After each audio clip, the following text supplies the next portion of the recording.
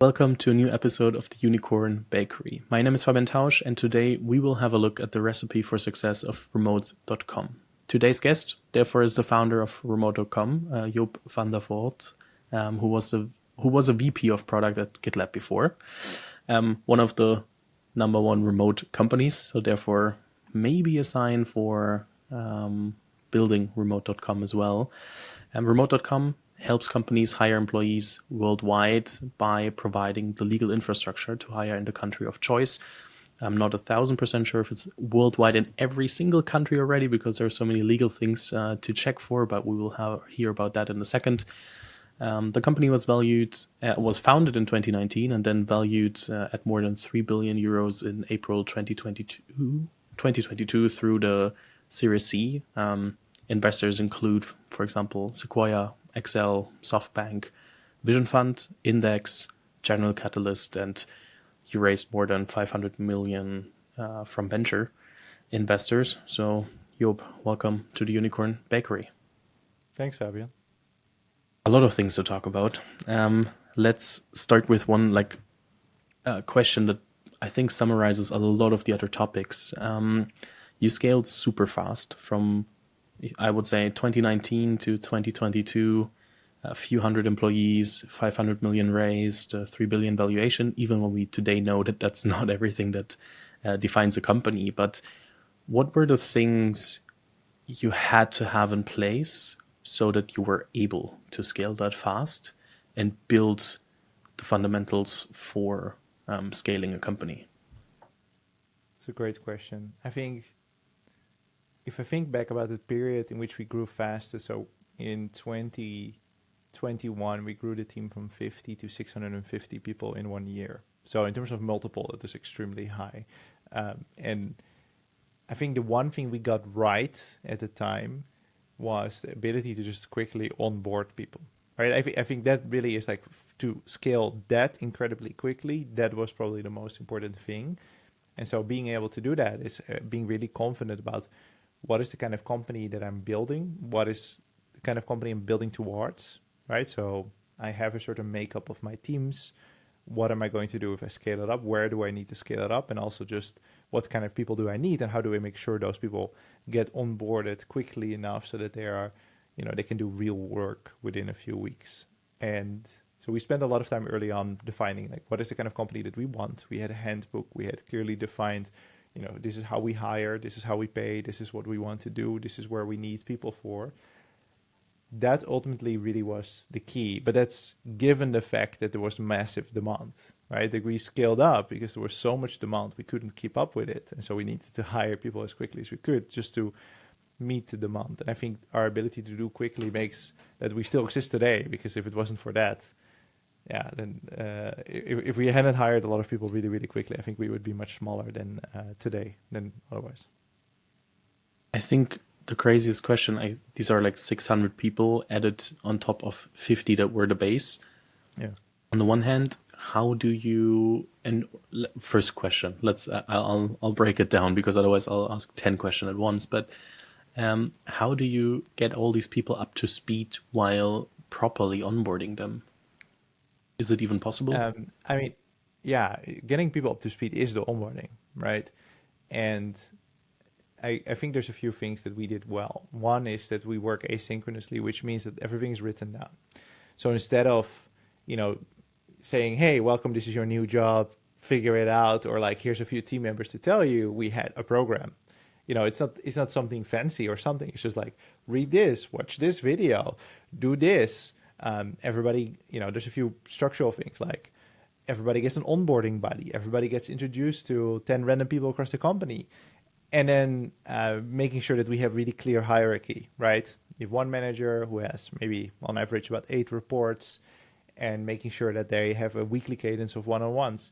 Like if you get all those basics right, then everything else becomes really simple, right? So I think today our onboarding is a little bit different, of course, as it continuously evolves, but the structure is mostly the same, which is that week one is getting to know people, getting to know the company, and going through all the onboarding materials, which is quite a lot, and it's quite intense. And then if you go through all of that, you will know where to find what information. So it's not like we're spending a whole week telling you what the vision and mission is. No, that's the first thing you watch. It's the first 5 minutes, and then afterwards, it's this is where we write down these kind of decisions. This is our current goals for the year. This is what is important, etc.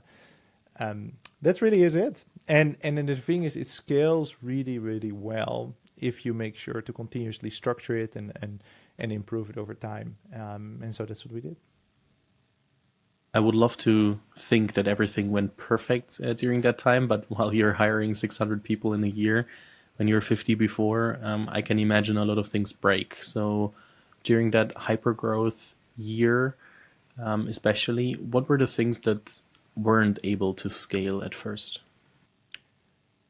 I think you're just continuously running into the next bottleneck, right? So something is gonna break. And for the most part, the things that I was worried about were the actual product and how that worked, because our people grew to that factor, but our revenue and amount of customers, double the growth rate.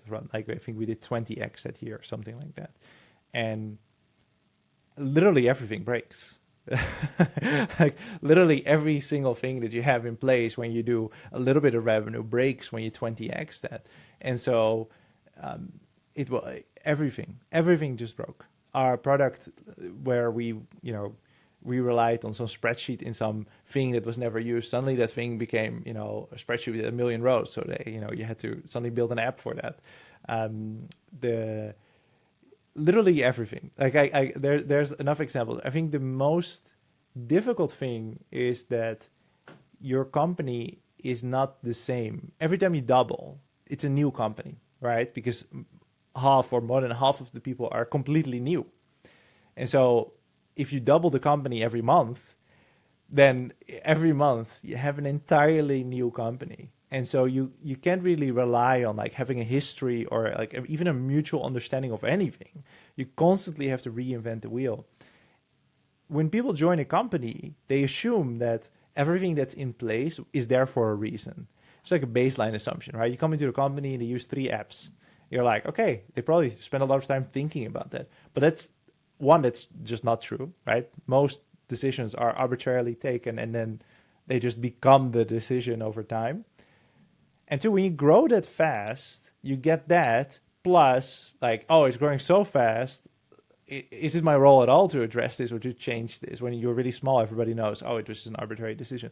And so there were many things early on that would, we took a random decision very early in the company when we were maybe 10 employees, and then we were now 500, and it made no sense that was still the case, that app or that decision, yet it wasn't moved. And because the company was so focused on scaling and just making it work at all, like making sure that the house of cards didn't fall over, we had all these like little leftovers here and there. And some of them took years to solve, and I am sure there's still some leftovers here and there of decisions that we took on a random afternoon that then suddenly, are now seen as like, oh, this is an important part of how we function, whereas we might as well done anything else. How did you ensure that you are not the bottleneck while growing the company? Well, I avoid becoming a bottleneck. I think that to me, that's very stressful to being the bottleneck. So, and to avoid it, you have to just delegate actively, give people significant ownership, and that should be sufficient, right? So that there's no, I'm not the final approver on anything. I don't give the final check on almost anything, and only trapdoor decisions where once taking them, you can't go back. And only those that are incredibly impactful, those end up with me. And so there's very few of those. And so for most decisions, the company just moves by itself. And like that we established really early on. We said, one of our core values is ownership. So we expect you to take decisions. And we had this framework, this trapdoor framework, where we said, well, if it's not a trapdoor decision, then just take the decision just by yourself. Even it's barely worth discussing something in your team because the overhead of that is probably more costly than the cost of reverting it, right? Or the cost of like the time that you need to take the decision versus reverting it. So that helped a lot. Yeah, that's interesting. It just reminded me of an example that I recently saw on Twitter, that Shopify now integrated a meeting cost calculator in the calendar. and therefore deleted thousands of meetings because they realized, oh shit, they're way too expensive. We can't do that. So like reducing the complexity of making decisions or just meeting for the sake of meeting. What we had a lot, I think, during the pandemic, and therefore interesting to reduce the complexity here. Coming back to the part of delegating a lot, how do you like it's super hard for me to grasp when you're like growing from 50 to 600 people. I can imagine that a lot of people came back and were like, hey, how would you decide that, and are coming to you as a last resort because they're also sometimes overwhelmed, just totally normal. So how do you then make sure, like, how do you then enable these people so that they take the ownership and they feel comfortable or as comfortable as possible to do the decisions instead of just always coming back to you and therefore you being part of all the decisions yourself? It's a matter of creating the culture where this is normal, right? Like there's no other thing you can do. Like it can't be that people come back to me or even their manager, because the company is growing so fast and so many decisions have to be taken that it has to be part of the DNA of the company. And so it was one of our core values, and we kept repeating that and we keep saying that, and we made sure to never like punish people for taking the wrong decision. We celebrate moving fast above all, and that is what we remained focused on. And I think that's the most important thing. There's no other good way of doing it, right? Like we make it part of our performance reviews. Like, what does good performance look like? Well, you make sure to unblock yourself. You make sure to move fast above all.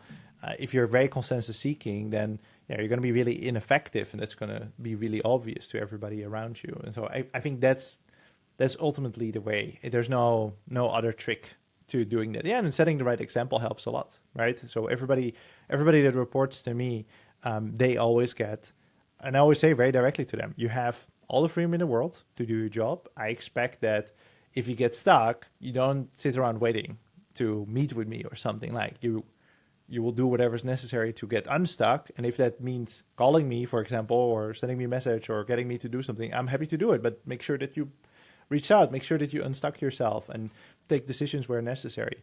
And if you do that, and if you keep doing that, then that will trickle down as well.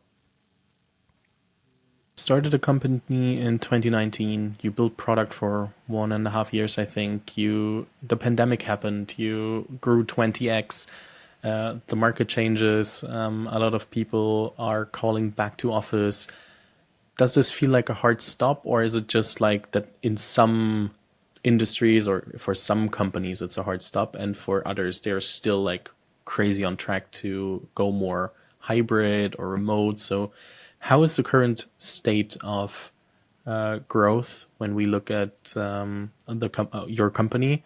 Because it feels like 20x and everything happens and crazy, and then the market changes. And how did you feel, or how does it feel being especially in the middle of a hype cycle? Not only the venture hype cycle, but the remote hype cycle, especially with the name in this case. But then also being the first company that everybody thinks about when market conditions change and people want to go back to office. And like, what actually changed at your company during the last year? I mean, in dollar amounts, we're growing faster than ever, but we're definitely not doing 20x anymore. You can only do it for like a year, maybe a little bit more.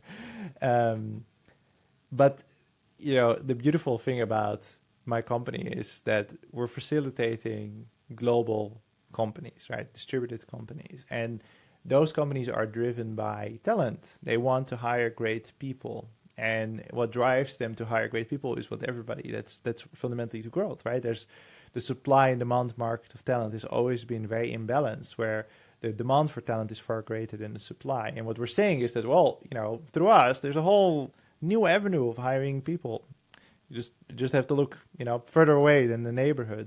And that dynamic hasn't changed. And so that imbalance still exists. And so great companies are still looking for people, and the demand for great people remains as high as ever. And so we see that the market in which we exist continues to expand. And so whereas working from home or working remotely is certainly a thing that had like a really high, working from home at a really high peak, right? Because we were forced to work from home because of the pandemic. But working remotely in of itself, sure, hit the same peak, but it continues to, go up now. And why is that? We all realize that much of our work, if not all of our work, we can do remotely, and that's actually really nice if you don't have to commute. And so even outside of remote work, we are lucky to be in a market that is growing quite significantly. But even if you think about that specific part of it, then yes, it's still growing no matter what the news says. And there are companies, of course, that are moving back into the office and whatever else, but the individuals know I could do my work remotely, and they seek out those positions. We still see that more than half of people would prefer a remote position over one where they have to go to an office. And there's a big gray area in the middle there. But to us, it doesn't really matter. Like, what we want to do is we want to build this great platform to do payroll anywhere, to pay anybody anytime. And so that's what we're building. And then if you happen to work from an office or not, we don't really care. We just want to make sure that independently of who you are, you can have access to great jobs. I mean, you raised 500 million in 3 years. That while the I would say slogan was growth at all cost, and 20xing a company is definitely part of that. Then it changed to efficient growth, the motto of the industry. So how was the change from your perspective? You're saying you're still growing as quickly as possible, and quicker than ever. When we look at the dollar amounts, of course, not on the 20x amounts. That's impossible now. Yeah. But how was how was it? Did you have to set the toggle from growth at all cost to efficient growth? Like, what changed? Everything changed. We really had to put a stake in the ground and say we were going to run the company differently now. I mean, we can't sustain this, and it is not sustainable for anybody, because growth of all costs essentially means that you're just burning a lot of money month over month. And we were luckily early enough. Shortly after we raised 300 million in our last round, we were early enough to say, "Oh, this is not gonna work out for a really long time. We're going to change the way, and we're going to limit the way we spend money, and we're going to be really wise about how we're going to spend money." And so it was a really hard change. And we did it across everything, right? We became much more diligent about the kind of processes we ran in the company, the kind of budgets we set, but also a little bit our attitude about how we grow as a company. And so it was a really hard switch and a bit painful for a bit. But as a founder and as somebody who runs a company, it's very satisfying because it feels like you go from sitting on a rocket to having two hands on the wheel and one foot on the accelerator, one on the brake. So you feel in control rather than I'm just along for the ride and like let's throw another million into this ad campaign and see how far we go. And that's really good. And that's still the way we run the company today. So still, I mean, it's been a little bit over a year, but nonetheless. So what would you say from burning a lot of money to burning as little as possible on the trajectory? Where are you? We're in a position where we make enough money that we don't really burn anything, right? And so we can really calmly choose where to allocate money. It's a really good position to be in because we continue to grow and we have quite significant revenue, so we don't really have to worry about raising another round anymore. That's amazing. Congrats on that for this point in time. I think there are not many companies who can say that 4 years after starting while also having this hyper growth in between. So therefore, I think that's a good position to be in. What were the biggest or hardest decisions that you had to make while changing from high burn mode to very efficient, profitable? I will just call it profitable. What were the hardest decisions, and what were the teams, for example, that you had to restructure the most? I mean, that was it, right? As we did a layoff where we laid off part of our go-to-market team, in a particular sales team.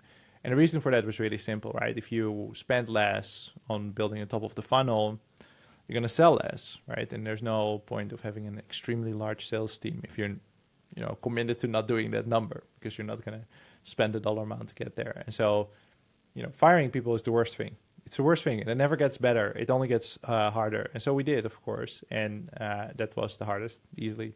And it continues to be the worst thing. For whatever reason, I hate to do it. You have to do it a lot if you run a company because the company you have to perform, and it doesn't always work out. But that's super painful. That's super painful. So we did that at the time, and it was awful. I mean, you're very obsessed with culture and very focused on it, and then firing people definitely hits the culture strongly. So how do you keep everyone and everybody together to still maintain the culture as good as possible while still having to make some cuts and having to make some hard decisions and tough decisions that ensure that the company can survive and become a solid company? Yeah, I mean, what we did is we tried to be really transparent, right? And really open and honest about it. This sucks. We had to do it because X, Y, and take ownership for the decision and why we did that. I think that your company, if you've never fired somebody for sure, but if you've never done a layoff or something, the company might feel very different than it does afterwards. And I don't necessarily believe that you can meaningfully recover, right? Because the reality is, I think it's probably been better for the company and everybody at the company. The company is just it's like math, right? Like money goes in, money goes out, and you have to balance that really carefully. And maybe for some people, it felt like it was this magical place where that isn't the case, and that's never the case with a company. And so sometimes you have to make these hard decisions. And so in some way, we did our best to be really, really transparent. And in other ways, for sure, the culture has been different ever since. I would argue for the better, more realistic, because this is what I told everybody as well, is that it's not that we're evil or that we wanted to do this. This sucks for everybody involved, most for the people that get fired.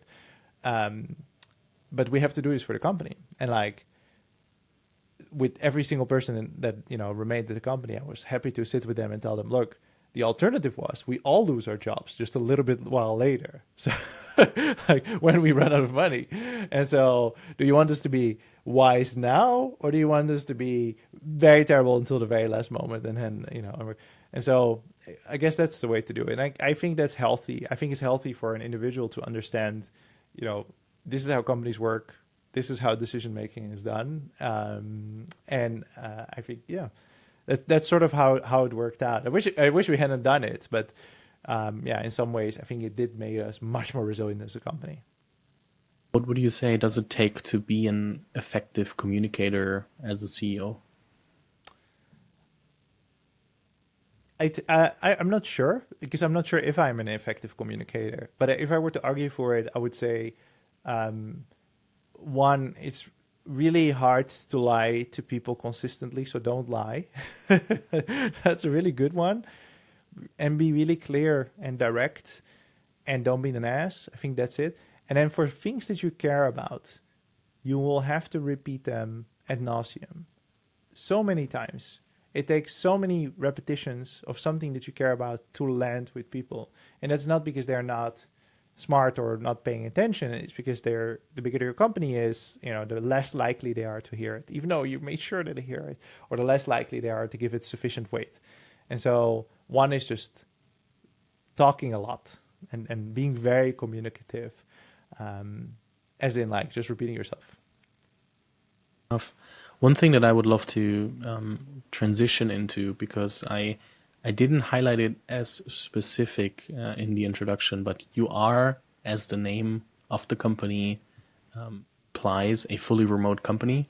And there are a lot of people who are not, or founders or organizations that are not fans of being 100% remote. So I would love to understand the systems that you have in place, and the operational systems you mentioned with the onboarding process, with we tell everybody where we make decisions, where we write them down and everything, so that people can understand what it takes to build a remote culture. We can then also discuss if remote, hybrid, or office culture, what can be done and what shouldn't be done. But I would love to understand how you structure a fully remote company so that it can scale? And therefore, maybe what would you say are the most important principles or baselines for having a remote culture? Yeah, I think the first one is it's important to just demystify the difference between remote and an office, right? Like there's nothing magical about an office, nor is there about being remote. And certainly, once you reach a certain scale, the differences become much smaller, right? In a company, like so, we have 1,200 employees or so.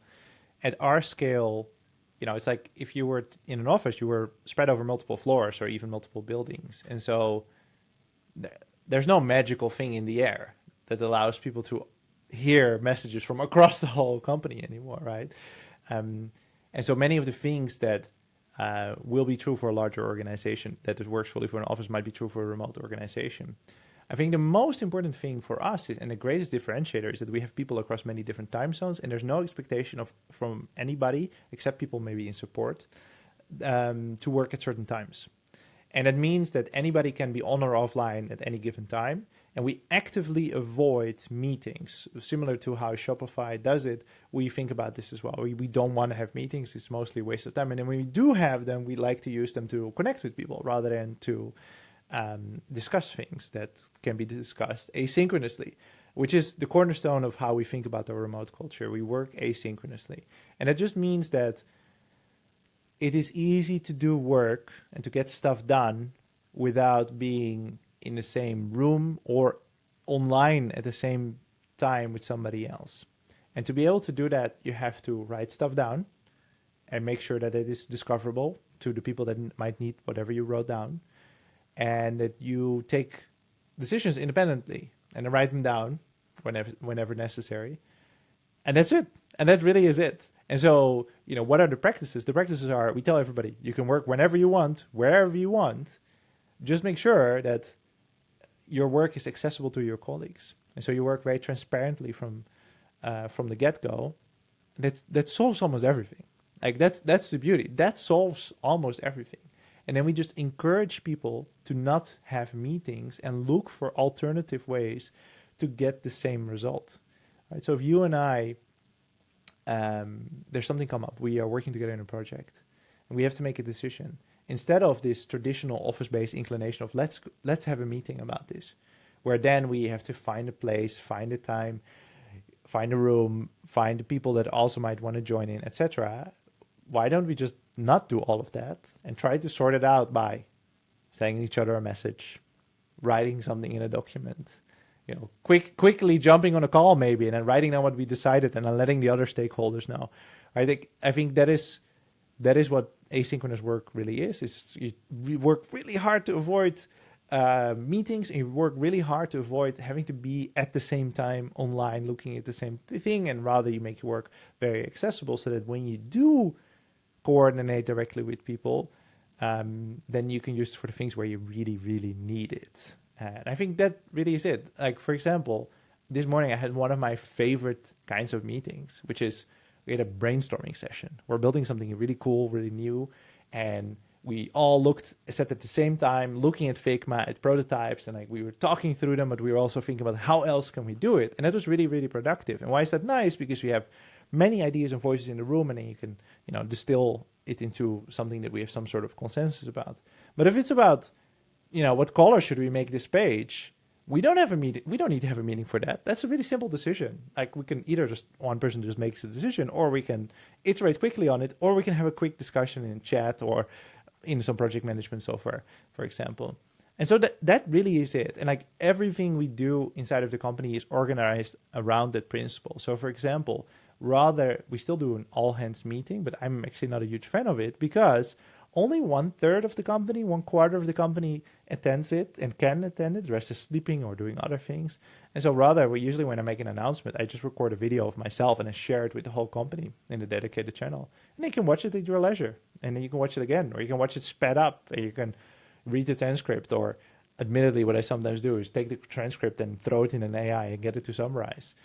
That is a much more efficient way of working, and it's much more, it demands much less of your time, so much so that recurring meetings, I think many of our engineers that are not managers, they only have like 30 minutes a week of recurring meetings. So they have one-on-one with their manager, and every other meeting they might have might be an ad hoc meeting, but that's it.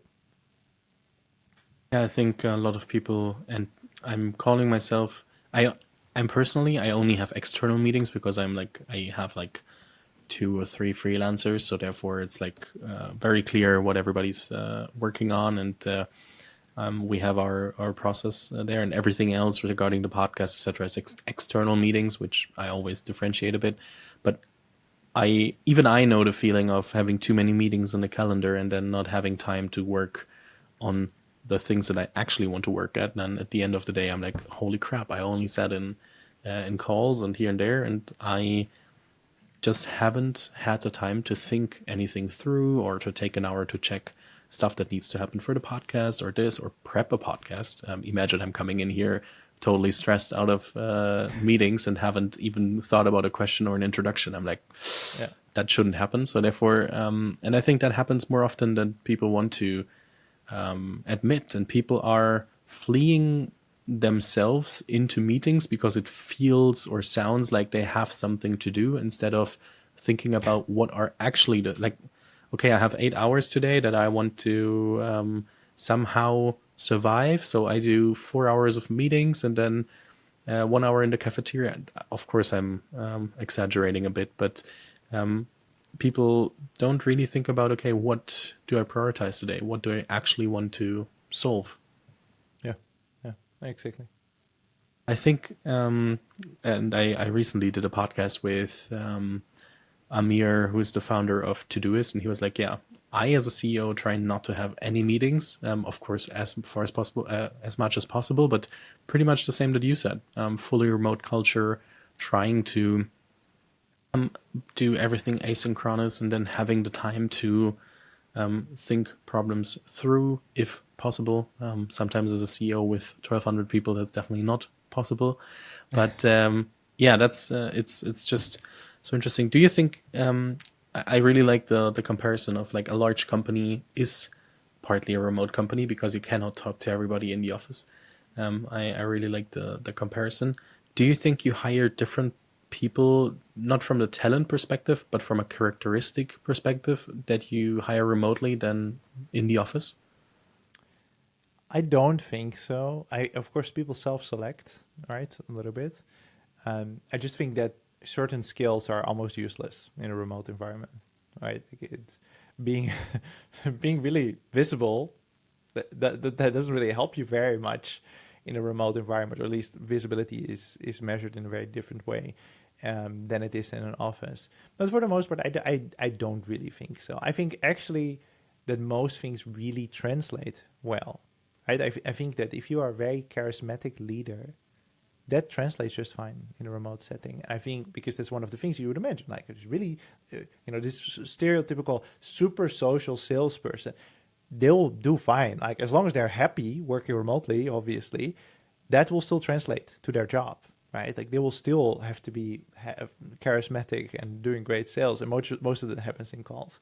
And so I think that translates just fine. And yeah, no, I don't really think so. And then even people that are really skeptical or that have never worked remotely or not significantly so, they tend to be fine with it. Like they tend to be fine. I think the people that really get a large part of their social need out of an office, they might struggle. But I think that's not really I think that's just how you're wired, and you will have to relearn that. You have to find that elsewhere, or like find that in a remote setting somehow, which is possible, but of course harder than when you're in an office and you can go out for lunch with your colleagues. You mentioned that a lot of the work that I'm doing as your employee, I'm documenting. What was the basic tool stack that you started with when you were like 10, 20 people that people used to be able to do asynchronous work? So you just do you do the work in the same tools you always do it, right? Like the information should be where you expect it to be. So we used GitLab for engineers, so it was in GitLab, right? We use Figma for designs. So that's where that's where the designs are. There's no magic. So yeah, that's what we used. We used Figma, GitLab. We used Asana for a while. Now we have something else, I think. That's it. We use Slack, very actively. I think Slack is not actually a great asynchronous tool, but I think it's pretty fundamental for Slack or an alternative chat tool. Not necessarily for the conversations. Yes, it's really useful for that, but it's very synchronously. But I think it's a really great broadcasting channel, right? To have like we have an important channel, and so important messages that you must read are posted there, and I think that's really, really useful. But that's it. Like, honestly, like we tried all sorts of fancy tools and such, but most of them got eaten over the years by Slack. And then Loom we started to use a few years ago very actively, and I think I'm one of their biggest users of all time. Like, I record 1 million Looms, so I continue to do that. I love that. I think that's also important to hear, that it doesn't like differ so much from day-to-day work. It's just like how you use things more and engage more in them. And I really love the quote that you gave in a different, or answer that you gave in a different podcast that I listened to. You said, when you as a manager or as a founder are looking at somebody and at how they sit in their chair, and need this to evaluate their productivity or work or anything, then the problem is not the culture. If it's remote or in person, it's way more a you problem. I would love for you to elaborate on that, because I think even I might have the same issue in my head, that I'm like still not 1,000% sure what we're actually looking for when other people, like how to evaluate work. I think that's still an issue with thousands of people out there, or millions, who don't know what we're actually looking for. Yeah, I think it's not actually a very hard question if you boil it down to essentials. If you manage a person, you're the manager of a person, and somebody works for you, they have a job description. And if they don't, it's about time that you write one. It's really easy. You can do it together with the person doing the job. And then given a job description, you should have a general idea of like, what do you expect this person to do? And I think the angle is wrong if you think of somebody as like a machine that has to produce at a certain rate, but rather, do they in general complete what I expect them to do? And so a software engineer, their job is to do software engineering. And if you are a manager of multiple software engineers, you will have a vague idea of what it means to be productive in the specific context in which those people are working. And so you will have a rough idea of what to expect from somebody without looking at how many hours they work, without looking at how active are they online, or are they answering my chats immediately? No, because that's not in the job description. In the job description, it probably says, write great Ruby software, right? And do that well, deliver features, be able to do code review. And so if somebody is doing that, you can evaluate that on a high level, holistically. Do they do that, and do they do that well? Or do they feel like, oh, they have to make an improvement in one of these things? And that's all there is to it. It's not hard. You have a job description. Does somebody get up to that level? And if you think this through, then it's also really helpful, and we do this inside of remote as well, is that somebody can only be promoted into a higher level to senior, for example, if you understand what it means. What is the difference between a normal software engineer and a senior software engineer? And it's worthwhile going through the effort of writing that down. What do we expect from a senior software engineer that a software engineer doesn't have, right? Maybe it is that they lead architectural decisions consistently, or that they are more productive, or whatever else. But you should be able to write that down, right? And then if you have that, then you have like an objective standard, and it doesn't have to be super quantifiable, right? But like at least you have some sort of standard where you can measure somebody against and say, well, Jane, you're doing really great, but if you want to be senior, assuming you want, this is what I expect. Like, this is the delta. This is what I expect from you. And that's it. And then it doesn't matter what anybody else is doing, when they are doing their work, where they are doing their work. That's all there is. And like, and for some roles, you can actually quantify it super easily, right? Salespeople, how many sales do you do? Support people, maybe. How effective are you at closing your tickets, right? How many do you do? So for some roles, it is incredibly quantifiable. But for when it is not, don't fall back onto metrics like activity or how many hours somebody makes. Fair enough. That's I think good to hear for a lot of people out there. I'm very sure that if you People were like, "Oh, yeah, that's right. I should have thought about that." What do you think about all the back to office? Not only, I would not call it a hype, but yeah, that a lot of companies like Apple, Tesla, and others are thinking about or forcing their people back to office. What are your thoughts on that? I am not as extreme as people think I would be about having opinions about this. I think that if you make hardware, that will be really hard to do when everybody's from home. So I can totally understand companies that make hardware that ask their people to be in the office, to be close to the hardware and be able to work with it. I can also totally understand that companies that have always worked from an office, that hired everybody to work from an office, that were forced to work from home for a while, then say, look, we're going back to the way we did things because that's how we like to do things at this company. And that might not be in a benefit for those individuals, but that's what they sign up for initially, right? And so I don't necessarily feel super bad for those people. Do I think fundamentally that a lot of the work that is done purely from computers can be done remotely? Yeah. Yeah. I absolutely think that. And like probably like a lot of the people sitting in that beautiful spaceship at Apple could totally do their work from home. Um, and should that be like a fundamental human right? I don't know, but I would be inclined to think that at least part of your work, if you can do it from home and there's no particular concern from doing it from home, you should probably be able to do it from home. But those people have the freedom to, especially if you work for a big name like that, they can work for somebody else from home. And so yeah, I don't run those companies. If I ran those companies, probably would have to make a lot of cultural changes to make sure that people that work remotely can do so effectively, right? Because that's probably the reason why they believe they want to bring people back to the office. Um, and yeah, and if I was Apple, maybe I wouldn't have spent how many billions they did on that giant spaceship. It's Sunk really cost, beautiful. Though. sunk cost fallacy. We want to have the people back. Yeah, What are your thoughts on hybrid? yeah, it's the worst, absolute worst way of working. And the reason for that is really simple.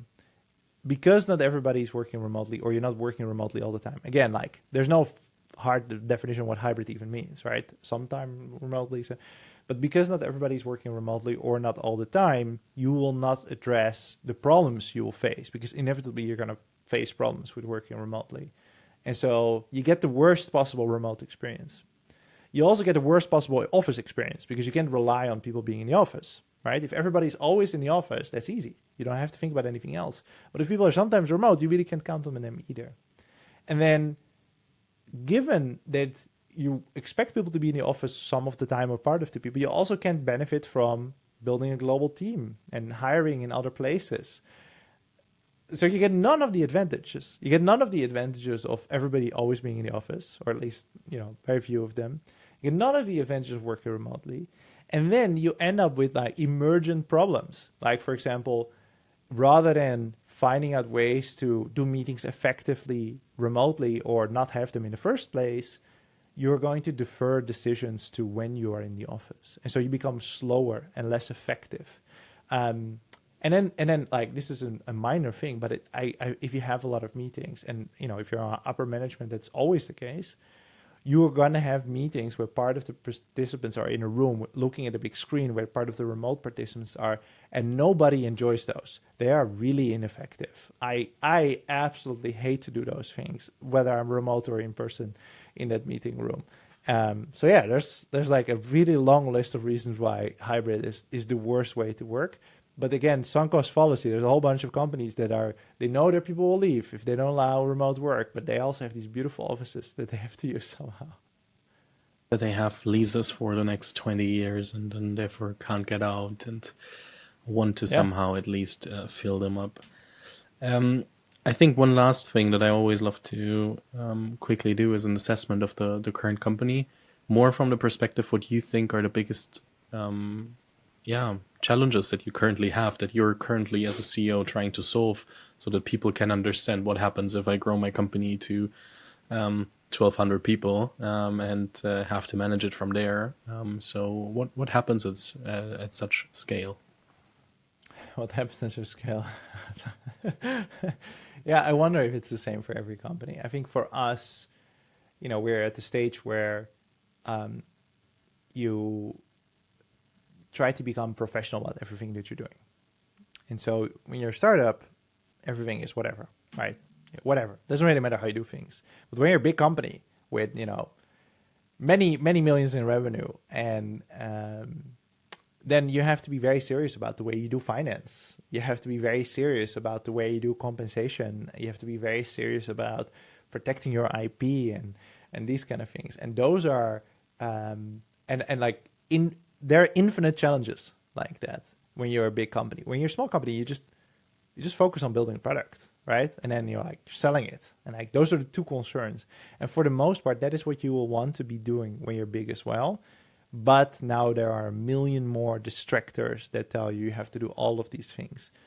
And as the company grows, because of those distractors, but also just because of the size and the amount of interactions, right, which increases exponentially between people, people will want to create processes and barriers and, certain ways of doing things, which is great, and they're useful for certain systems or reasons, but they might also stand in your way to actually deliver a better product faster for your customers. And so it can feel that even though you have twice as many, 5 times as many, 10 times as many people, that you're actually going at half the speed that you did before. And fighting that is really, really hard and really, really complicated. And I think the most important thing is to just ruthlessly prioritize that, because that's the only way that you're going to be able to keep off competition from small startups that are really fast and agile, because they don't have all those people to worry about all those things. And you're in a market where not only startups that are super agile and fast and small are trying to reach the same customers, but also other larger companies. So therefore, of course, there are enough companies out there that want to hire remote talent. So it's not that it's the case that it's a winner takes all. So a market, which is, I think, quite thankful if you don't have to fight for 10 companies and those are making the margins and everybody else is like, oh shit. But having every company that is hiring abroad and wants to scale, hire great talent in the market, that makes things, I would say, a bit more fun. Let's put it that way. Job, it's been a pleasure.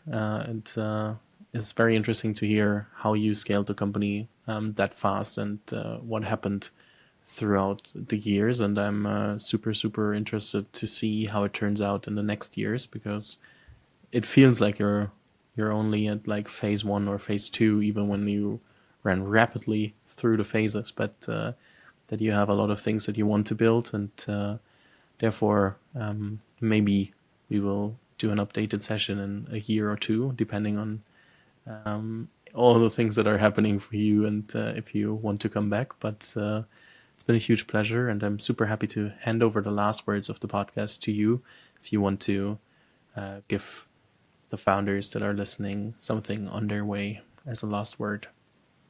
Thanks, Fabian. Thanks for having me. I think building a company is about creating something from nothing through sheer force and will. I would not take any advice from anybody.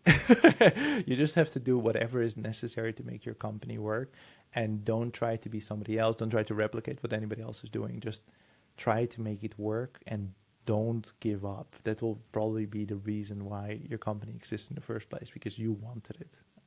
That is the best advice I could give. Thank you so much. I'll link to your LinkedIn, but also remote.com in the show notes, of course. Thanks for being here. Thanks.